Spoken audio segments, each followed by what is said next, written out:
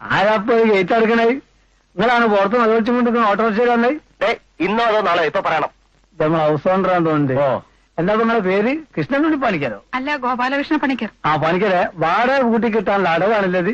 ആണുങ്ങളില്ലാത്ത വീട്ടിൽ വന്ന് വരട്ടുക. താൻ ആരാടോ? ഇതെന്റെ വീടാ. അതെ, ഞങ്ങളൊക്കെ കൂടി ഒരു തീരുമാനം എടുത്തിരിക്കുക.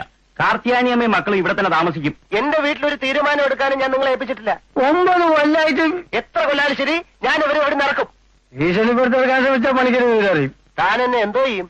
വിഴുങ്ങോ? Building lease and rent control ആക്ടിനെ പറ്റി തനിക്ക് വല്ല പിടിയുണ്ടോ? ഒരു സൂട്ട് അങ്ങോട്ട് ഫയൽ ചെയ്താലേ പോലീസും നടക്കും. സെക്ഷൻ 11 3ാമത്തെ ഉപവകുപ്പ് പ്രകാരം ഹൗസ് ഓണർക്ക് താമസിക്കാനാണെങ്കിൽ വാടകക്കാരൻ എത്രയും പെട്ടെന്ന് ഒഴിയണം. എന്നാലും നിയമം പഠിപ്പിക്കണ്ട.